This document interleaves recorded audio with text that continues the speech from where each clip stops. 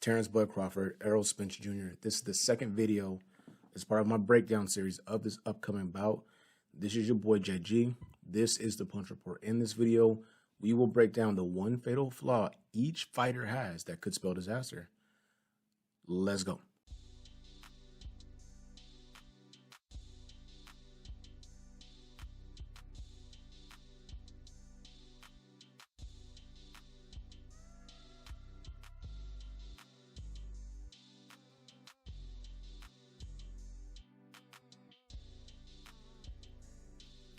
Like I said before at the top, y'all, this is your boy JG. This is the punch report. Be so kind. Like, subscribe, bell icon for notification. You guys have been showing mad love. The comments have been crazy. Shout out to Philly Joe. Shout out to Coach Joe. And I don't have the comments pulled up right now, but one of my mans, the comment that was hella love. And I'm going to use some of his work in this particular video. So, like I mentioned before, in my previous video, we talked about the offensive weapons each individual possesses that could get them over the top. The jab, body punching, and finishing ability. In this video, one fatal defensive flaw for each fighter. I'm going to start with Bud Crawford. It's hard to find obvious flaws with Bud, but he has 1.5. He spends a little too much time watching his work. So what ends up happening is he'll counter a guy real sweet like, catch him slipping, and then get hit over the top a la Sean Porter. The Kaviaskis fight, those clips I will put in this video so you can take a look, where Terence Crawford is spending too much time watching what he's trying to do and then getting countered for it and hit. And against Kaviaskis, it cost him. He did get dropped. He get hit with a nice counter right hand, but he's just standing in front watching his work. Now, this takes me over to the 1.5 that I said with Terence Crawford. The half is he's such a dog. He's such a competitor. He's such a fierce fighter that he can be drawn into firefights. And I'm not saying he has a weak chin, but we've seen him get hurt on multiple occasions. The Benavidez fight, the Gamboa fight at 140, the Kaviaskis fight, like I mentioned in the previous video, where he did get dropped. We've seen him be in precarious situations before. Now, if Kaviaskis, Bud Crawford, shows up, he loses inside of 6 rounds to Errol Spence. It just won't even be a competitive fight. If Crawford's going to be successful against a fighter like Errol Spence Jr., he needs to have a combination of the Sean Porter Crawford mixed with the Kell Brook footwork, head movement, sharp. His spacing and his timing was just spot on. With that being said, though, especially against Kell Brook, I'll put the clips in here right now.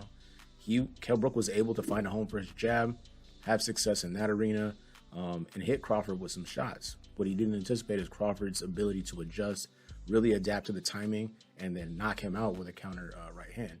And speaking of that right hand, and speaking of Bud Crawford being ambidextrous, if you guys pay attention to the last 3 or 4 fights, Bud might start orthodox, but primarily he's been fighting in southpaw stance, which is an interesting perspective to pursue because we know Errol Spence is a lefty. He's a southpaw, natural southpaw.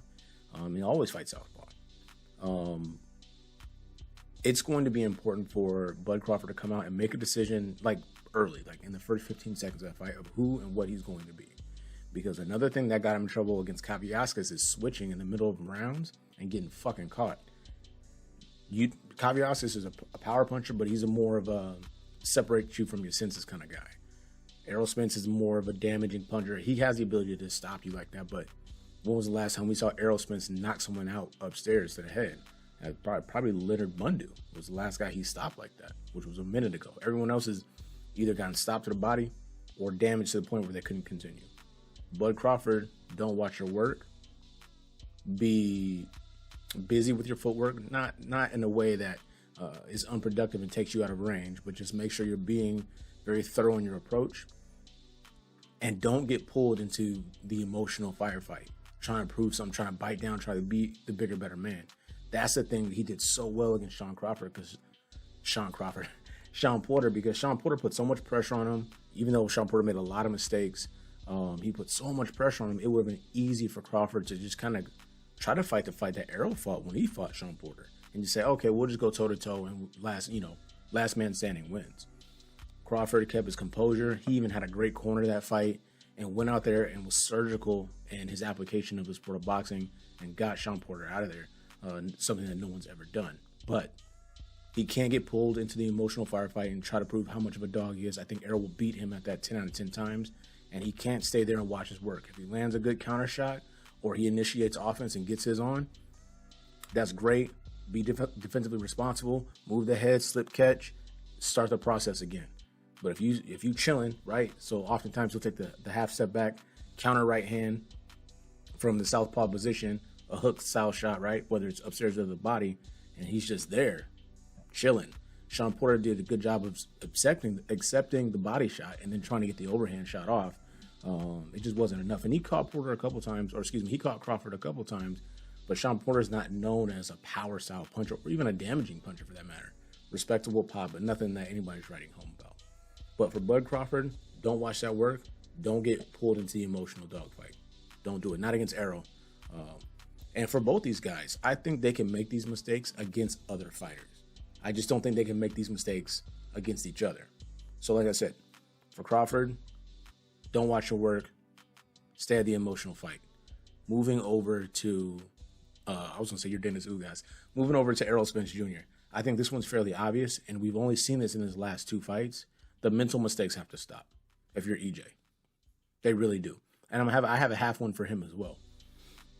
Danny Garcia fight, guess what happened to Errol Spence Jr.? He got his mouth guard punched out of his face, and he went looking for it.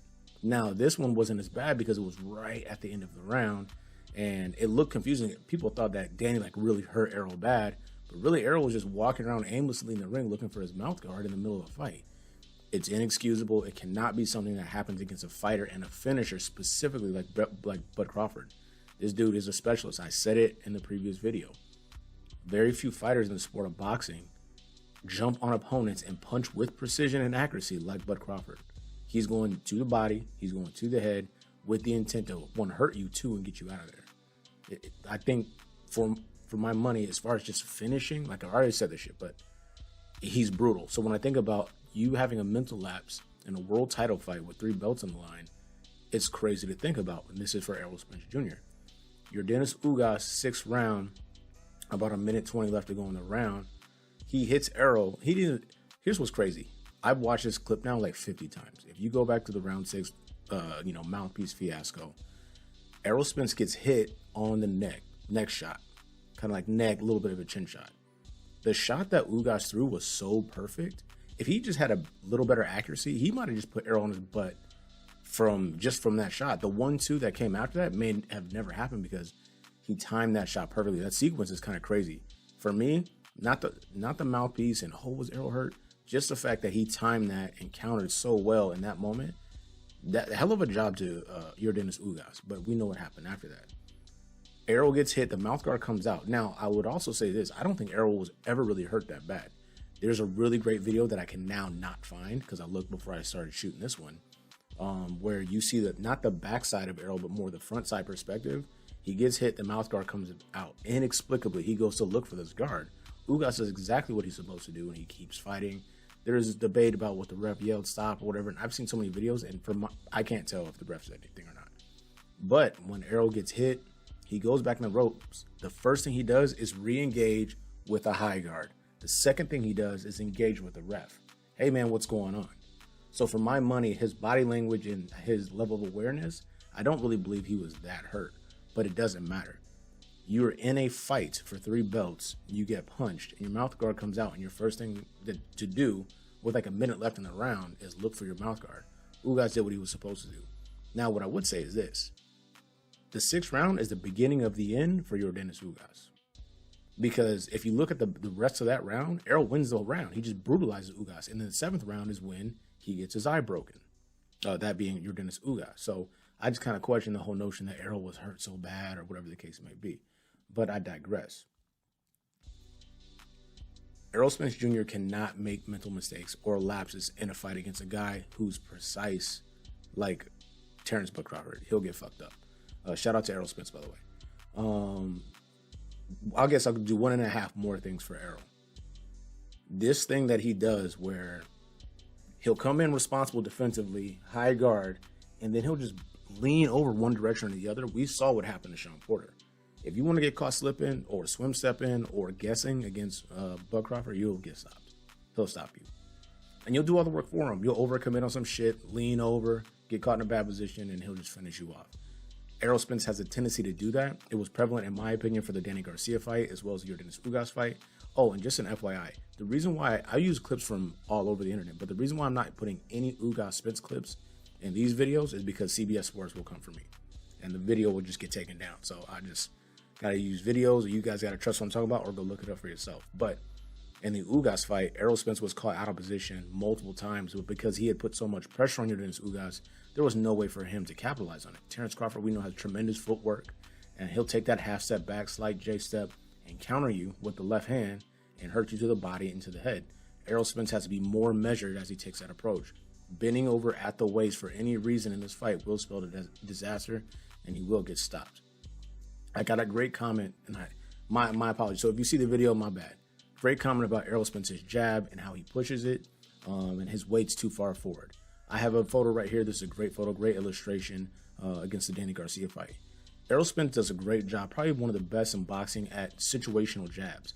So at the point of the time, especially with the photo that I used in my last video where you see Errol really heavy on his lead foot, he has already started to break down Yordenis Ugas. So that's appropriate to utilize such a heavy jab to, one, damage your opponent and then set up something with the left hand.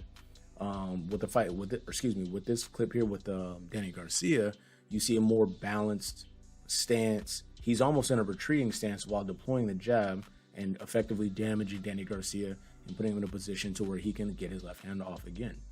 Errol Spence Jr. does do a really great job of situational jabbing. Not everything's going to be the same or look the same, and so you have to execute as appropriate based on what you're getting from your opposition. So I just wanted to address that. Still a great comment. I just think that Errol has the mental wherewithal to understand what jab's going to be appropriate and when he's going to deploy it. But to the larger point that you also brought up in your comment, that leaning over and getting caught off balance, you'll get stopped by Terence Crawford. And Terence Crawford is not really a one-shot guy, but if you're going to take too many clean counter punches and you're doing all of the work, you're committing your weight forward, yeah, Terence Crawford can get you out of there. And shout out to Errol Spence Jr. I think he's tough and has a good chin, but a precise puncher like Terence Crawford can figure out a way to hurt you and damage you and not have that fight go the distance because you're running your face into punches. He's that good. That's Terence Bud Crawford. But just do a quick recap. For Bud, don't watch your work. Don't get into the emotional firefight. For Errol Spence Jr., you have to watch your weight distribution. You can't be leaning over one direction or the other.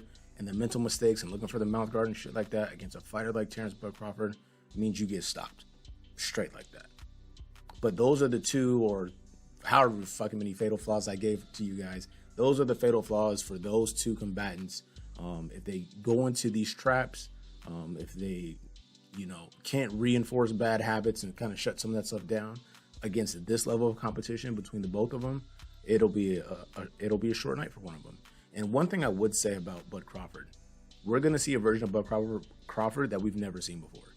Just because the level of opposition that Errol's already faced, it does at welterweight, it does exceed Crawford's opposition. And Crawford's done what he's supposed to do: go out there, dispatch guys that are not on his level. He's done that.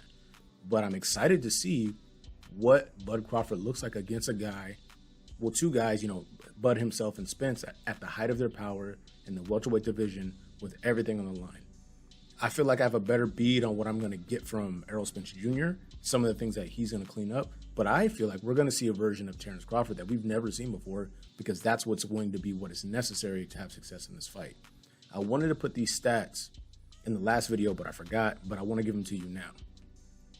So I talked a lot about punch output, and Errol Spence really is a machine. He's tough to deal with. But this is the last, what did I do? These are the last 5 fights for both combatants, the punch averages. So all bet jabs, body punches, power punches, whatever. Over the last 5 fights, Errol Spence Jr. is averaging 829 punches a fight. Terence Bud Crawford is averaging 418 punches a fight. That's just throwing, that's not landing any other percentages. So that's almost more than double for Bud Crawford.